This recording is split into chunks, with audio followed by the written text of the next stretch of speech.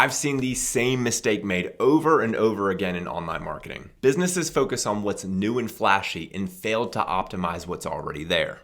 When I worked for a digital marketing agency, I always used to tell my clients that it's a lot easier to go from something like position 10 to position 3 than going from being completely unranked to ranked in the Google search results.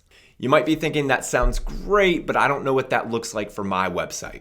Well, in today's video, we're going to imitate Google and crawl your website looking for opportunities.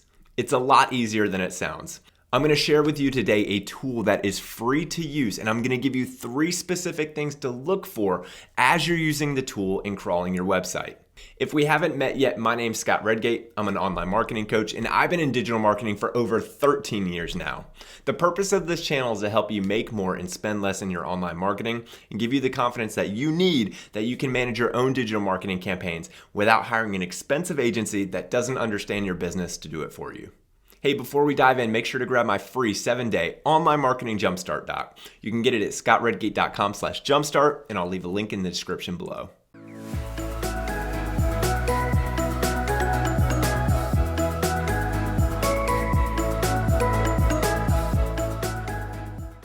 All right, so what do I mean when I say that we're going to crawl your website? In a nutshell, crawling your website means that we're going to scan your website's content and HTML structure. And the good thing is you don't have to know how to write code or read HTML to be able to do what I'm going to show you how in today's video. Crawling your website helps you identify issues that might be hindering your ability to rank your website in Google search. There are a bunch of tools that you can use to crawl your website, but my personal favorite is Screaming Frog.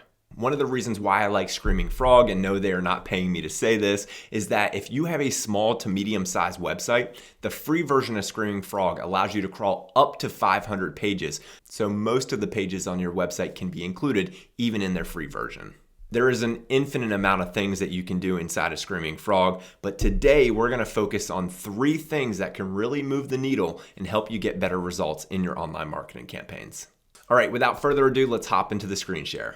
Okay, so this is Screaming Frog. This is one of my favorite SEO tools, especially if you want to gain some insights by crawling your website. And you can't beat the price. This is the free version, so we're going to be limited to the number of URLs that we can crawl. But since my website isn't very large, I think we're going to be able to crawl almost all of the pages on my website. Now, full disclosure, after you run a crawl in Screaming Frog, all of these columns here are going to be filled up with information and it can be overwhelming. So in today's video, we're going to focus on 3 very specific things that you can do to improve your SEO using data from Screaming Frog. And so this isn't going to be a complicated video. So the first thing that you need to do once you open Screaming Frog is in this section right here that says enter URL to Spider. I'm going to input my domain name, and so you can input your domain name or whatever URL you want to gain insights from. Then you're going to hit this start button. And depending on the size of your website, that's how long it's going to take to crawl. So if you have a very large website, it's going to take more time. If you have a small website, or if you're using the free version of Screaming Frog, it's not going to take much time at all. It's going to take less than a minute because you're capped at the number of URLs that it will display and crawl. And so this crawl specifically just finished. It says crawl 100%. And then as you scroll up to down here, in this first column, which says address, these are all of the URLs that Screaming Frog identified as it was crawling our website. And then when you scroll from left to right, this is all the information on this tab that Screaming Frog is reporting back to us. And as I said, it can be overwhelming if you don't know what to look for. And so we're going to focus on 3 very specific things. And so the first thing that we are going to do is we are going to attempt to identify thin content throughout the website. Okay, so you might be asking yourself, what is thin content? Thin content is content that has little or no value to your user. All right. And so usually Google will prioritize websites that provide valuable and provide helpful content. And thin content obviously fails to meet the standard. So when I think of thin content, I think of pages that aren't your best. I think of pages where you're not adequately answering the user's question that they're typing in, or you're just not including much substantial content at all. And so while there is not a 100% positive correlation with this, many times you'll be able to identify thin content on your website by the quantity of sentences or the quantity of words that you're including on your page. Not every time. Sometimes you can answer the user's questions in just a couple of sentences, but many times you will be able to see thin content by the lack of words on the page, okay?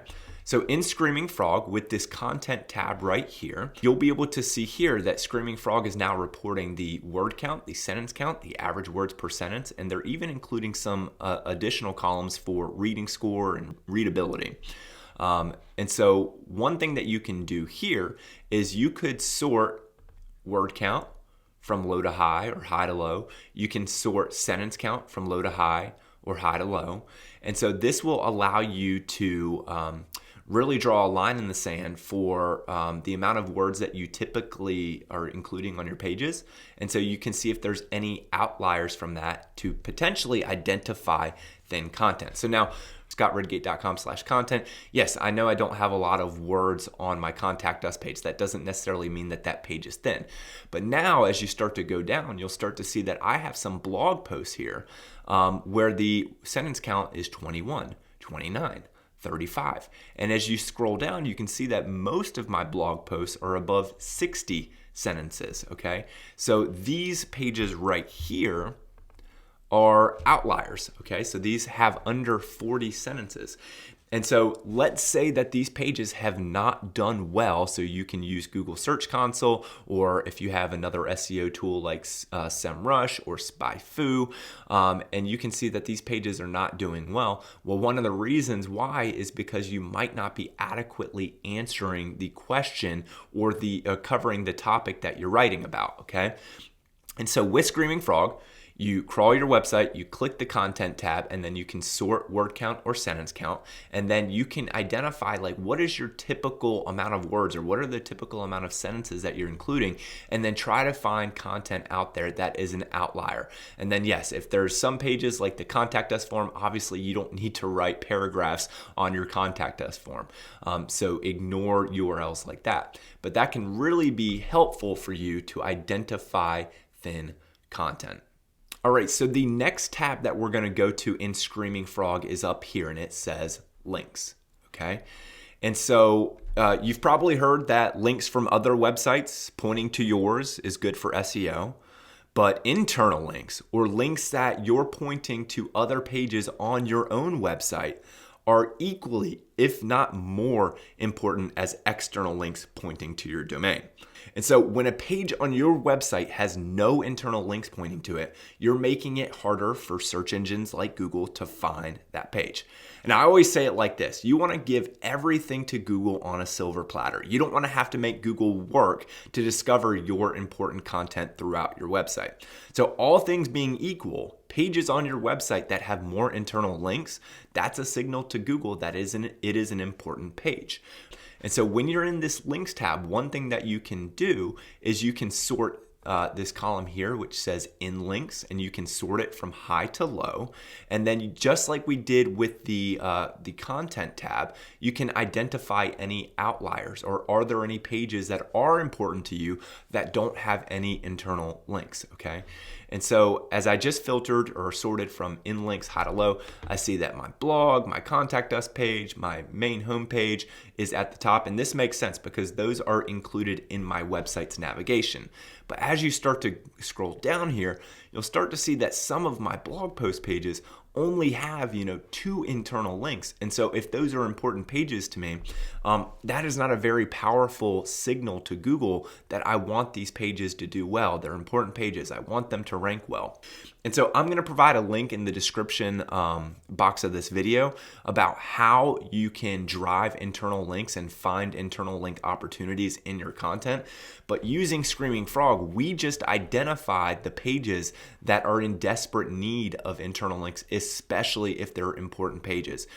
All right, and the last tab that we're going to look at here is images. And so you might not know this, but images can play an important role with how fast or how slow your website loads. And page load time is not just about improving your SEO rankings, okay? It has a direct impact on your website's bottom line as it impacts user experience. I mean, there's been a ton of studies out there that show that even just a 1-second delay in page load time can result in a massive hit to your conversion rate. So it's not rocket science. You want to have fast web pages. And images are one of the most important factors with how slow or how fast your website can load. And so using Screaming Frog, you go to the Images tab. One thing that you can do is you can sort this size column from high to low to find the heaviest file size images, okay?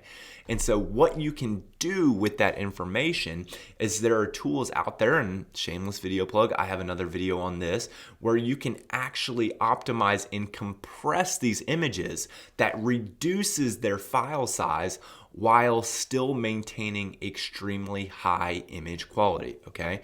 And so what you can do here is after we've run the crawl and you sort from image size high to low, you can take these images and you can use a tool like TinyPNG or whatever image compressor tool that you're using, run that image through that image compressor tool, and then re-upload that image back to your website. And I'd recommend using the same file name that you had before. So an extremely easy process.